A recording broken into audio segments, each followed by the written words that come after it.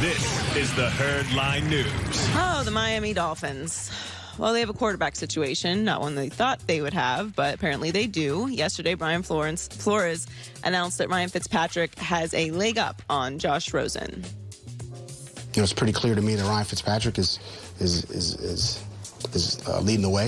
I think he's done that in a lot of areas, from leadership to production on the field. He's been more productive. At the end of the day, that's what it comes down to.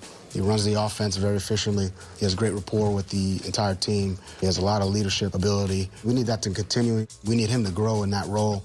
This is an ongoing competition, but, right now, I think I'd say he's leading the way. By the way, they've had one winning year in a decade. Playoffs twice in 18 years. Can I say I always feel like they're kind of rudderless? They fired an offensive line coach yesterday. They did fire an offensive line coach. Now, their replacement offensive line coach actually has a bit of experience. Okay. He was with the Dolphins before. He was with the Patriots in 2015 when they won the Super Bowl. And he's with the Colts last year, which made a drastic improvement to their offensive line. So that may not be as dramatic as it sounds. Obviously, firing coach in training camp is not ideally how you want to start. I can't get my arms around Miami ever. Why is that?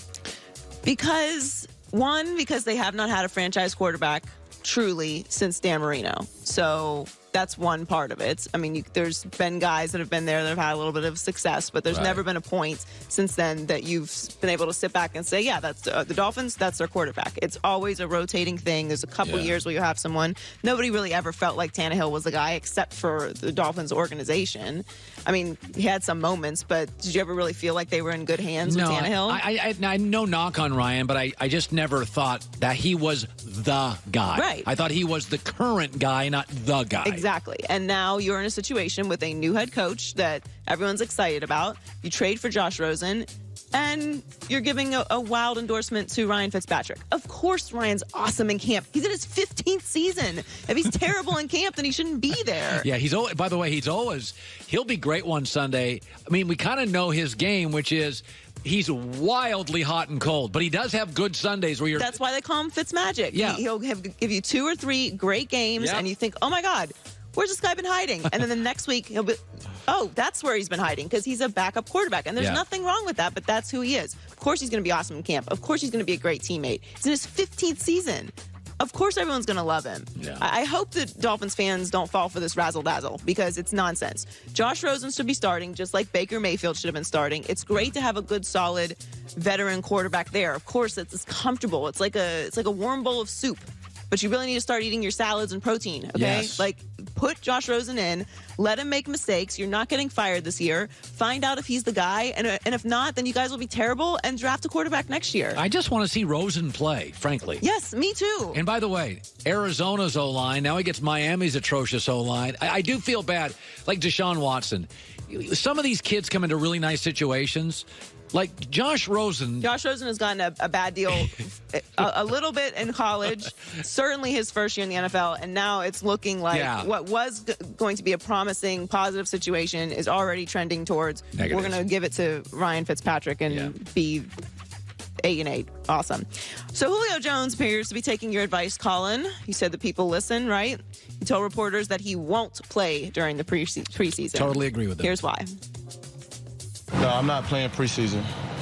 For me, it's more so I'm a veteran. I've been doing this. I don't need preseason to get ready. It's a mentality thing. As long as I get my reps and practice, I practice the way I play. So once I get my reps in and things like that, I'll be ready to go. Totally agree. I don't get the preseason. Listen, I love the NFL, but I can also say there's things I don't like about it. I don't like guys playing stars. By the way, Julio's had Matt for several years. They don't need preseason games. There's no use for Julio. We don't have a new offensive system. We don't have a new division. Right. I don't want to see these two. I don't want to see Matt and Julio in the preseason. I don't want to see a snap of it. That, and they have 5 preseason games because they are playing in the Hall of Fame game against the Broncos tomorrow. God, NFL, figure this out. Well, normally most teams don't have that many. They're playing in the Hall of Fame game. 5. So yes. But no, nobody's going to play in that game. It's going to be all... That's like half a college season. Yeah, it's a lot. Julio had a bunion removed from his foot in January, so he spent most of the training camp rehabbing on a side field anyway, but he was #1 in the NFL in receiving yards last year. You got a bunion? Yeah. Isn't that what old ladies get? I mean, you got to take care of your feet. Like, honestly, it's kind of like how we joke with pitchers and like they'll lose a fingernail and they can't throw. Like, Right. I mean, a receiver, you can't have anything wrong with your feet. A toe, an ingrown toenail, bunion. I mean, Julio Jones is speed. Rams wouldn't play any of their starters, their top starters in the preseason. They made the Super Bowl. Kind of. I mean, it's like you said, this is not a new system for him. He's not with a new team. He's not a new quarterback, not a new offensive coordinator. Like, he knows what he's doing. He doesn't need preseason games. Training camp is enough to get him in shape. Finally, Zion believes his new teammate Lonzo Ball is going to become the best point guard in the NBA. Zion told Macklin Stern of Complex that it's in his future, and he added why. He said, I'm expecting Lonzo to come into his own. Now he's in a scenario where he can truly be himself. We're about to play a super fast-paced game. I think we all trust him with the ball and trust him to make the right read. You've seen it. I've seen it. He's a playmaker. He makes the right plays. Best point guard in the NBA? That's a little heady.